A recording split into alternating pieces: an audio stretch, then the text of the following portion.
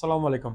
Saudi আরবে আজকে একটা বিশেষ গুরুত্বপূর্ণ কথা বলবো, সেটা হচ্ছে যে সৌদি আরবে মামলা মোকদ্দমার একটা ব্যাপার আছে। বিশেষ করে হাজার হাজার প্রবাসীরা মিথ্যা মামলায় সৌদি আরবে আসার পরে ফাঁসে যায় এবং দেশে ফেরত যাইতে পারে না। কি করলে পারে আপনি এইরকম মিথ্যা বা হয়রানিমূলক মামলা থেকে বাঁচতে পারবেন, বা হচ্ছে যে কোন কোন পদক্ষেপগুলো গ্রহণ করলে পারে সৌদি আরবে আপনার নামে মিথ্যা মামলা বা আর্থিক জরিমানার মামলা কেউ করতে পারত না। এই ব্যাপারগুলো নিয়ে আজকে একটু কথা বলি। সেটা হচ্ছে যে সৌদি আরবে বেশ কয়েকটা ক্যাটাগরিতে ভিতরে মামলা হয়ে থাকে। সর্বপ্রথম সব থেকে বেশি প্রবাসীদের সাথে যে মামলাটা হয় বা যে মামলাটা করা হয় প্রবাসীদের নামে, সেটা হচ্ছে যে আর্থিক লেনদেনের একটা মামলা করা হয়। আর আর্থিক লেনদেনের মামলা কভিলরা বা কোম্পানি করে এই জন্য, করলে পারে দেখা যায় যে এটা হচ্ছে যে ট্রাভেল ব্যান হয়ে যায়, সফর মগ্ন হয়ে যায়, অর্থাৎ ট্রাভেল রেস্ট্রিকশন হয়ে যায়। অর্থাৎ ওই প্রবাসী আর দেশে ফেরত যাইতে পারবে না যতক্ষণ না মামলার সমাধান করতে পারতেছে। এটা কিন্তু অনেক প্রবাসীর উপরে এইভাবে দিয়ে দেয়, এটা অন্যায়ভাবেই দিয়ে দেয় তো বলতে গেলে পারে। এখন সৌদি আরবে বেশ কয়েকটা ক্যাটাগরির ভিতরে মামলা হয়ে থাকে। তার ভিতরে বেশি মামলা হয়ে থাকে হচ্ছে যে আপনার আর্থিক লেনদেনের মামলাটা হয়ে থাকে। পাশাপাশি হচ্ছে যে বিভিন্ন রকম চুরির মামলা হয়ে থাকে। বিভিন্ন রকম আর কি মামলা দিয়ে থাকে, তবে আর্থিক লেনদেনের মামলাটা বেশি দিয়ে থাকে। এবং আপনার হচ্ছে যে সফরটা মগ্ন হয়ে যায়, অর্থাৎ দেশে ফেরত যাইতে পারবেন না, এটা হচ্ছে যে বেশি হয়ে থাকে। এখন বলি, মামলা হইলে মামলা চেক করবেন কোথায়, যে আপনার নামে কোনো মামলা হয়েছে কিনা। মামলা যদি হয়ে থাকে সেই ক্ষেত্রে আপনার যে আফসার আছে, আফসারের নোটিফিকেশন আসবে। আপনার হচ্ছে যে যে নিজামের যে আছে ওইখান থেকে আপনার নামে নোটিফিকেশন আসবে যে আপনার নামে কোনো মামলা করা হয়েছে। বা আপনি আফসার থেকেও চেক করতে পারবেন যে আপনার নামে কোনো মামলা আছে কিনা। এবং আফসার থেকে সেই বিস্তারিত ডিটেলসটাও দেখতে পারবেন যে এটা কোথায় মামলা করা হয়েছে, মামলার নাম্বার কত, কি কারণে মামলা করা হয়েছে, কোন কোর্টে মামলা করা হয়েছে, এটা আপনি আফসার থেকে দেখতে পারবেন। পাশাপাশি আপনি নিজাম থেকেও হচ্ছে যে দেখতে পারবেন, নিজাম থেকে উকিলও নিতে পারবেন, নিজের জন্য উকালতে অর্থাৎ উকিলও নিয়োগ করতে পারবেন। আর কিছু মামলা আছে যে মামলাগুলো হচ্ছে যে আফসার, নিজাম বা হচ্ছে যে ইসের ভিতরে দেখা যায় না, আফসার পোর্টালের ভিতরে দেখা যায় না, অ্যাপসের ভিতরে দেখা যায় না, মেসেজও আসে না। এইগুলোর জন্য হচ্ছে যে আপনার মক্তব বা হচ্ছে মক্তবের থেকে পেপার তুলতে হয়, বা দেখা যাচ্ছে যে আপনার আদালত থেকে উকিলের মারফতে পেপার তুলতে হয়। তবে এগুলো খুব কমই দেখা যায়, হয়তো খুব রেয়ার কেস, খুব দুই একটা পাওয়া যায়। তবে আর আর্থিক লেনদেনের ব্যাপারটাই বেশি পাওয়া যায়। এখন বলি, প্রবাসীরা কেন এই ব্যাপারগুলোতে বেশি জড়াই পড়ে। ধরেন আপনার কফিলের সাথে আপনার হয়তো কোনো কারণে একটা দ্বন্দ্ব তৈরি হইলো, মনোমালিন্য তৈরি হলো, বা আপনার কফিলকে যে পরিমাণে বা বছরে যে টাকা দেওয়ার কথা আছে সেই টাকাটা আপনি দিচ্ছেন না। বা দেখা যাচ্ছে কোনো কারণবশত আপনার কফিলের সাথে একটা কোনো কারণ নিয়ে গ্যাঞ্জাম হলো। বা দেখা যাচ্ছে কোনো কোম্পানিতে আপনি কাজ করতেছেন, সেই কোম্পানি থেকে আপনি পালাই গেলেন, তারা বেতন দিচ্ছে না, বা আপনার হচ্ছে যে যে পাওনা টাকা সেই টাকাটা আপনাকে ঠিকভাবে দিচ্ছে না। অনেকে কি করেন, কোম্পানি থেকে পালাই চলে যান। পালাই চলে যাওয়ার পরে তারা কি করে, যে আপনার যে কন্ট্রাক্ট পেপার আছে সেই কন্ট্রাক্ট পেপারের উপরে ভিত্তি করে তারা হচ্ছে যে মামলা করে শ্রম আইনে। আবার অনেকের ক্ষেত্রে দেখা যায় যে তারা হচ্ছে যে নাফাদ বা হচ্ছে যে আফসারের পাসওয়ার্ড নিয়ে বা কিওয়ার্ড থেকে কোড নিয়ে আপনার নামে হচ্ছে যে চুক্তিভিত্তিক মামলা করে দেয়। এখন চুক্তিভিত্তিক মামলা যেটা করে দেয়, সেটা মামলা যখন আপনি আফসার বা নাফাতের মাধ্যমে বা হচ্ছে যে কিওয়ার মাধ্যমে চুক্তিভিত্তিক মামলা করে দেয়, মামলা করে দিলে পারে সেই মামলা থেকে রেহাই পাওয়ার কোনো উপায় নাই। কেন উপায় নাই? কারণ আপনার কাছ থেকে কোড নাম্বারটা নিয়েই কিন্তু তারা মামলা করতেছে। আপনার আফসারের ভিতরে একটা চুক্তি বানায় মামলা করতেছে। মামলা করলে পারে তখন কিন্তু যে আর্থিক জরিমানাটা, যে অঙ্কের টাকাটা আপনার নামে মামলা হিসেবে দেওয়া হচ্ছে, সেই টাকা পরিশোধ না করা পর্যন্ত সৌদি আরব থেকে যাইতে পারবেন না, অর্থাৎ আপনার সফরটা মগ্ন হয়ে যাবে। এখন বলি, এর থেকে আপনি পরিত্রাণ পাবেন কিভাবে। যদি আপনার নামে কোনো কারণে যদি মামলা হয়ে থাকে, অর্থাৎ যদি হচ্ছে যে টাকার কোনো মামলা হয়ে থাকে, সেই ক্ষেত্রে আপনাকে সর্বপ্রথম খুঁজে বের করতে হবে আপনাকে মামলাটা করছে কে। যদি কফিল করে থাকে বা কোনো কোম্পানির মুদির করে থাকে, তাদের সাথে কথা বলতে হবে যে মামলাটা সমাধান করার জন্য। তারা যদি সমাধান না করে, তাহলে পরে আপনাকে ওই যে পরিমাণের যে টাকাটা আছে সেই টাকাটা কিন্তু দেওয়া লাগবে। অর্থাৎ যেহেতু আপনার কিউআর থেকে বা হচ্ছে নাফাত থেকে আপনার অ্যাক্সেসটা নিয়ে তারা মামলাটা করছে, সেই ক্ষেত্রে এটাতে ডিফেন্স করার কোনো সুযোগ থাকে না।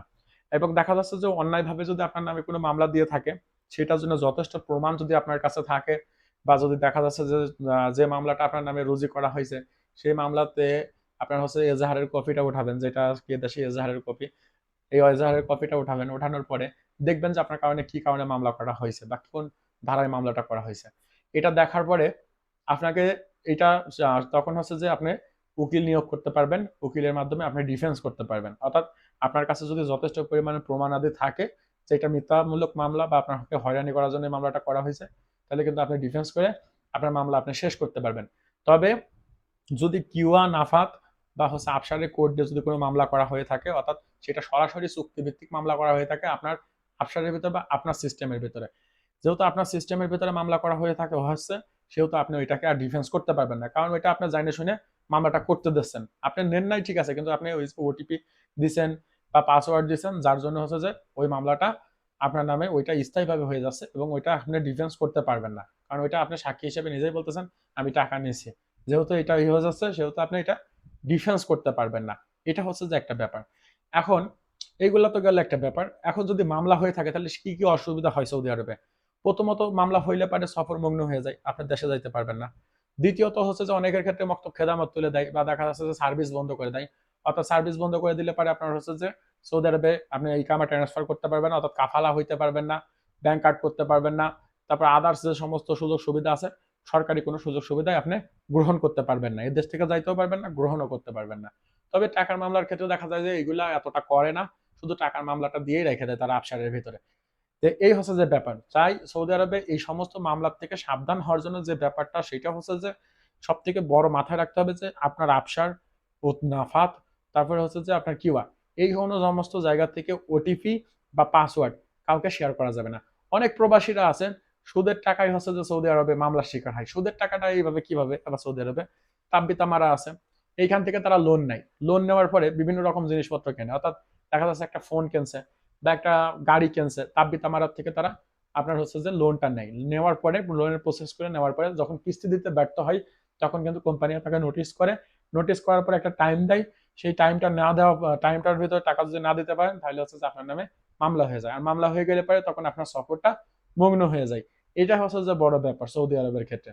তাই যারা আসেন সৌদি আরবের ভিতরে, যারা আসেন, বিশেষ করে পাসপোর্ট, তারপর আপনার আফসারের পিন নাম্বার, তারপরে হচ্ছে যে পাসওয়ার্ড, ওটিপি, নাফাত, এইগুলার থেকে এইগুলা কাউকেই শেয়ার করবেন না, এগুলা কোনোভাবেই আপনি শেয়ার করবেন না। একজন আপনার বন্ধু একজন হচ্ছে দেখা যাচ্ছে যে একটা জিনিস কিনবে, আপনার হচ্ছে যে নাফাত ব্যবহার করতেছে, সে নাফাত ব্যবহার করে সে হচ্ছে লোন করতেছে, পরবর্তীতে কোনো সমস্যা তৈরি হইলে পারে আপনার উপরেই আসবে কিন্তু সেটা। তাই এগুলার থেকে সাবধানে থাকতে হবে এবং নিজেকে যতটা সম্ভব এই সমস্ত থেকে বিরত রাখতে হবে। না হইলে এই সৌদি আরবের ভিতরে আপনি যদি একটা বার মামলা খান বা আপনার নামে কোনো মামলা হয়ে থাকে, তাই ব্যাপারে সেই ক্ষেত্রে আপনি এখানে এক কথাই আপনার হচ্ছে যে ধরা পড়ে যাবেন, অর্থাৎ আপনার হচ্ছে যে দেশে যাইতে পারবেন না। আর এই মামলা সমাধান করতে করতে আপনার অনেক সময় লেগে যাবে। অনেকের ক্ষেত্রেই যেমন দেখা যায়, আমার একজন সাদিক আছে, অর্থাৎ আমার একটা বন্ধু আছে, আমার সঙ্গে বেশ অনেকদিন যাবত কাজ করছে সে। তার নামে হচ্ছে যে ৩টা মামলা আছে, সেটা হচ্ছে যে রিয়াদ ফাঁসির আদালতে মামলা আছে, অর্থাৎ হত্যাকাণ্ডের একটা মামলা আছে, একটা না তার নামে ৩টা হত্যাকাণ্ডের মামলা আছে। তার যে কোম্পানিতে সে অবস্থান করতেছিল, সে ২০১১ সালের সময় মামলাটা হয়েছে। সে গাড়ি দিয়ে রোডে অ্যাক্সিডেন্ট করার পরে, তখন তার লাইসেন্স ছিল না, অ্যাক্সিডেন্ট করার পরে মোটামুটি প্রায় ৮-৯ জন লোক ওইখানে স্পটে ডেট হয়। যেহেতু তার লাইসেন্স ছিল না ওই সময়, সেহেতু ওই সময় এটাও একটা মামলা হয়। মামলা হইলে পারে সেই মামলাটা আপনার কোম্পানি কম বেশি কিছুটা মানে সমাধান করছিল, করার পরে আবারও পরবর্তীতে ২০২৫ সালে সেই মামলাটা কোর্ট থেকে আবারও চালু করা হয়। যেহেতু সেই মামলার আসামি সে, তার কাছে লাইসেন্স ছিল না আর গাড়িতে সেই ছিল, যার জন্য সেই মামলাটা আবারও তার নামে, সেই মামলাটা ফের চালু হয়। চালু হওয়ার পরে তার আপনার হচ্ছে যে ১০ বছরের সফর মগ্ন হয়ে গেছে। এখনো সে সৌদি আরবে আছে, যাইতে পারতেছে না। এখন তার ডিফেন্স করার জন্য উকিল ধরতে যাচ্ছে, উকিল সে ধরতে পারতেছে না, অর্থাৎ সে বিভিন্ন মানে একটা হয়রানির শিকার হচ্ছে। তো যারা সৌদি আরবে আছেন, বিশেষ করে এই লোনের ব্যাপারে কাজ করেন বা দেখা যাচ্ছে লোন নিয়ে কোনো কিছু কেনার চেষ্টা করেন, কিস্তিতে কোনো কিছু কেনার চেষ্টা করেন, এইগুলো করার আগে অবশ্যই আপনার অ্যাবিলিটিটা দেখে নিতে হবে যে আপনার সেই অ্যাবিলিটি আছে কিনা। যদি কিস্তি মিস হয়, সেই টাকা পরিশোধ করার মতন অ্যাবিলিটি আপনার কাছে আছে কিনা, যদি থাকে তাহলে পারে আপনি এইগুলা করার চিন্তা ভাবনা করবেন, না হইলে পারে এগুলো করার থেকে বিরত থাকবেন। নাফাত, আফসার, কিউবা, এগুলার থেকে পাসওয়ার্ড, ওটিপি এগুলা কাউকে শেয়ার করবেন না। আর একটা জিনিস হচ্ছে যে আপনার পাসপোর্টও কারোর সঙ্গে শেয়ার করবেন না, কারণ আপনার পাসপোর্ট ব্যবহার করে অনেকেই আপনার নামে সৌদি আরবে লোন করে থাকে। এটার থেকেও দূরে থাকতে হবে।